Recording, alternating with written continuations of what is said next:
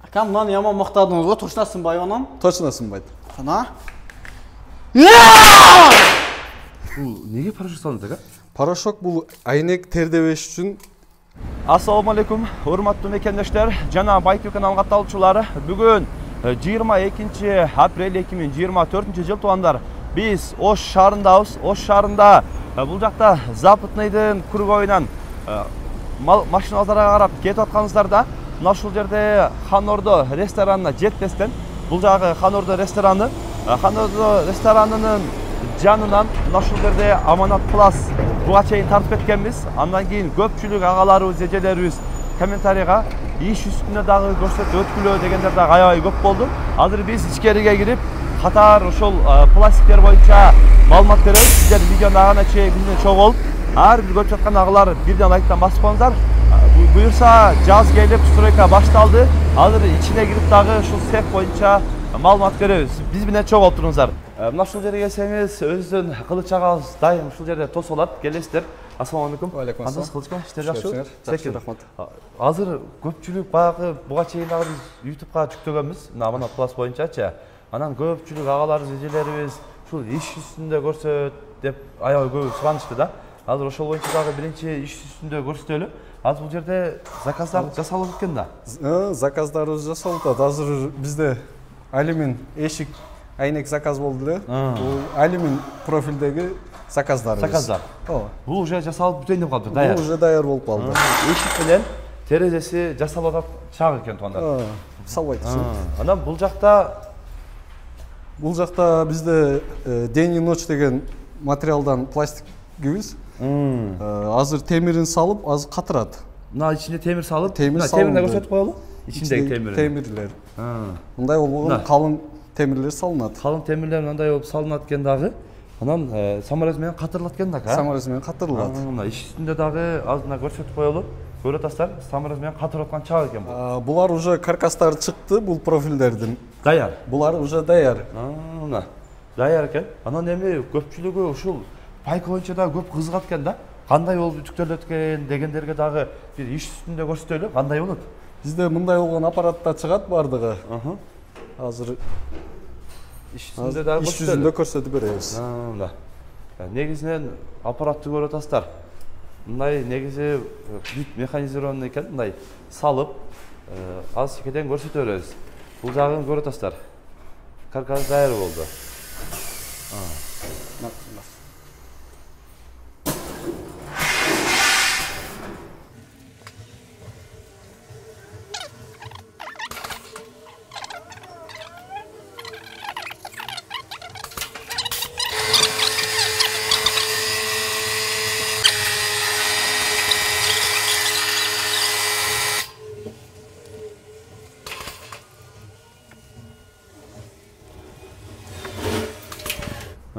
Мына айнектин каркасы дагы уже даяр болуп чыкты. Караңыздар. Мына ушундай болуп жасалат экен айнек. Мына кырларын да көрсөтүп коелу. Мына кырын караңыздар. Бириккен жери дагы өтө сонун чыгат экен. Анан ака эми бул терезенин сырткы пластиги жасалды да. Ичиндеги айнеги кандай жасалат, кандай шартта жасалат? Ошол боюнча да көрсөтүп маалымат берели бир, Айнегин дагы азыр көрсөтөбүз. Толук видеосун көрсөтөбүз. Биздин айнектер ушул жерде жасалат. Мындай болгон спейсерлерге мындай өзүнүн порошоктору бар. Порошокторун салып толтурабыз буларды. Мына ичине порошок салынат. Бунун ичине порошок салынат. Бул неге порошок салынат, ака? Порошок бул айнек тердебеш үчүн салабыз. Эки айнектин баягы ортолугу. Эки айнектин ортолугу тердебеш үчүн порошок салынат. Бууланып кетет го кээ бир учурда. Ошолор салбай койгондон ошондой бууланып кетет. Бууланып кетет. Бул ошондо мындай болуп даяр болот экен дагы. Азыр ичине салынган булардын. Булардын ичине салынган уже даяр.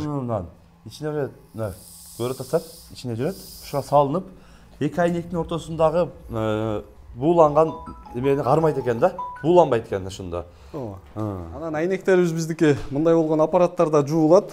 Аппаратты караңыздар туугандар. Азыр практика жүзүндө дагы секен акырын иш үстүндө дагы көрсөтөбүз. Мына аппаратка мына ушундай болуп терезелер коюлат экен дагы. Бул айнектер ар бири жуулат экен, ичи сыртынан мындай болуп. Бисмилла деп азыр терезелерди акырындан баштайлы. Айнектерибиз анан бул жактан таптаза болуп, даяр болуп чыгат. Даяр болуп чыгат. Караңыздар, таптаза болуп, эч бир дам, андай нерсеси жок болуп, таза болуп чыгып атат. Текеден көрсөтүп маалымат берет, бул биринчи айнек чыккандан кийин алып, бул жака коюлуп, жанагы ортодогу ылдуулукту сактай турган темир өңчө коюлат.